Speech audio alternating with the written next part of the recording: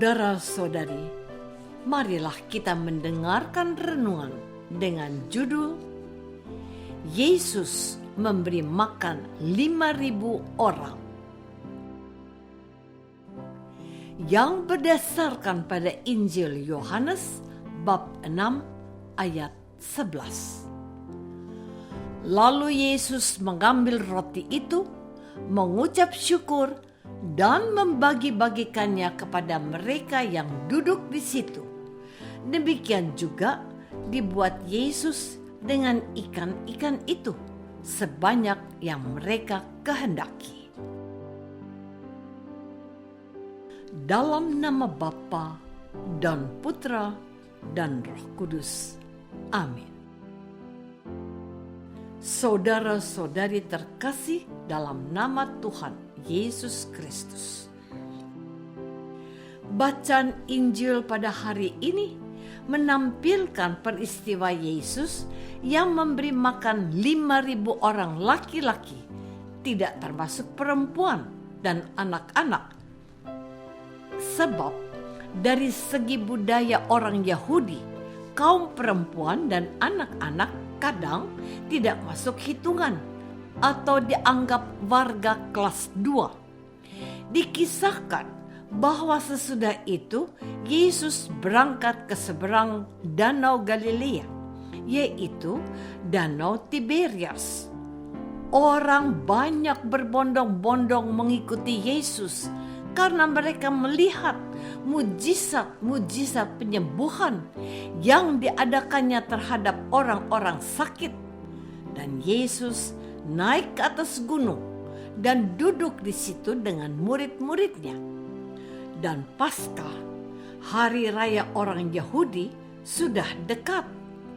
Ketika Yesus memandang sekelilingnya dan melihat bahwa orang banyak berbondong-bondong datang kepadanya, berkatalah Yesus kepada Filipus, "Di manakah kita akan membeli roti supaya mereka ini dapat makan?"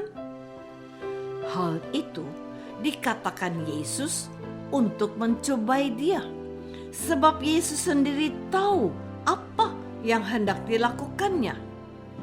Jawab Filipus kepadanya, "Roti seharga 200 dinar tidak akan cukup untuk mereka ini, sekalipun masing-masing mendapat sepotong kecil saja."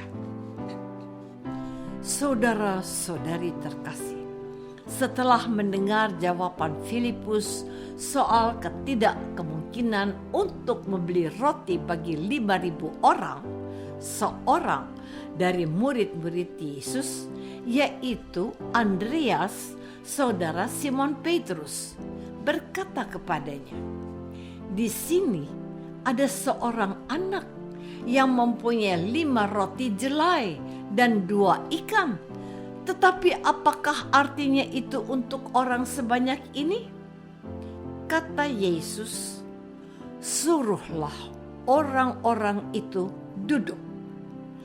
Adapun di tempat itu banyak rumput, maka duduklah orang-orang itu, kira-kira 5.000 laki-laki banyaknya.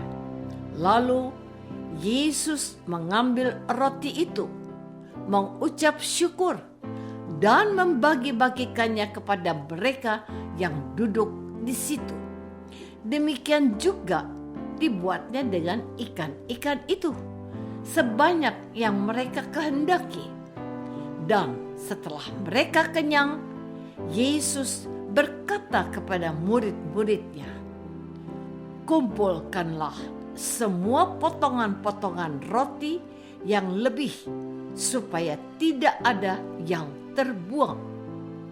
Maka mereka pun mengumpulkan yang sisa dan mengisi 12 bakul penuh dengan potongan-potongan dari ke-5 roti jelai yang lebih setelah orang makan.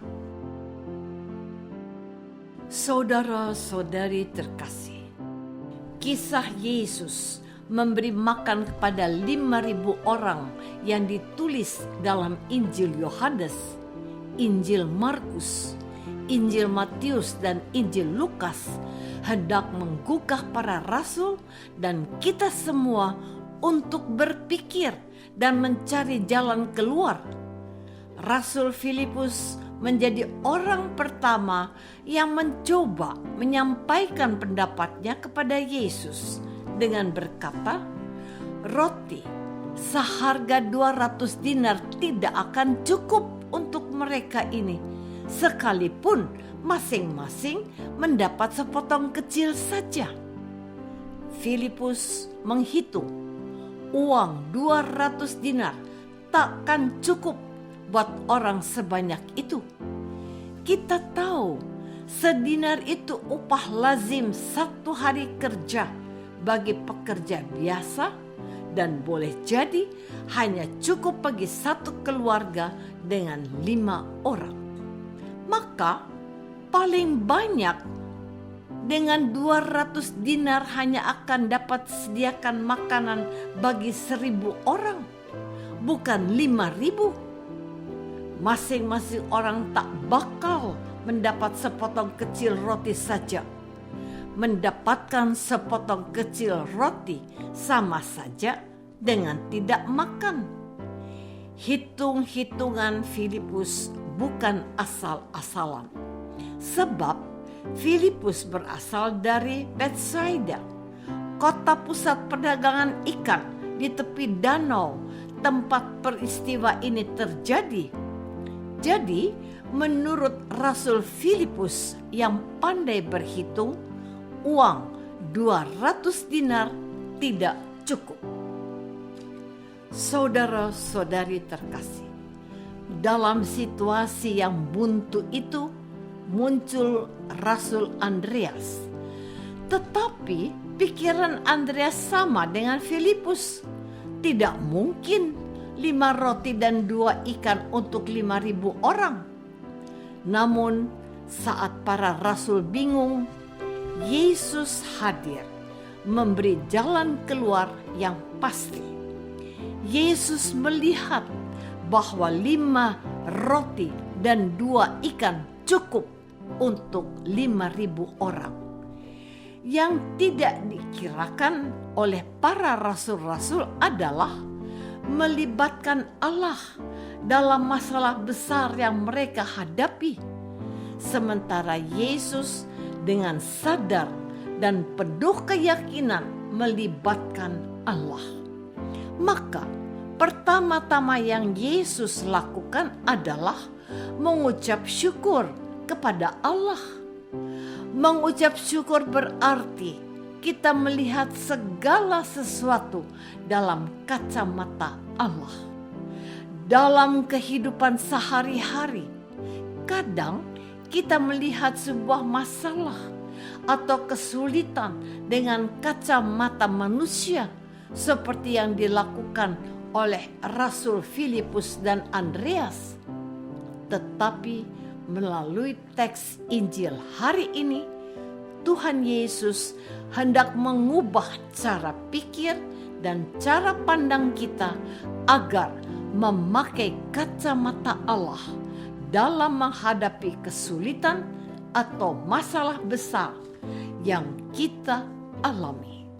Sebab justru dalam keterbatasan dan kelemahan kita, Allah bisa hadir dan berkarya secara ajaib melampaui pemikiran dan akal perhitungan kita.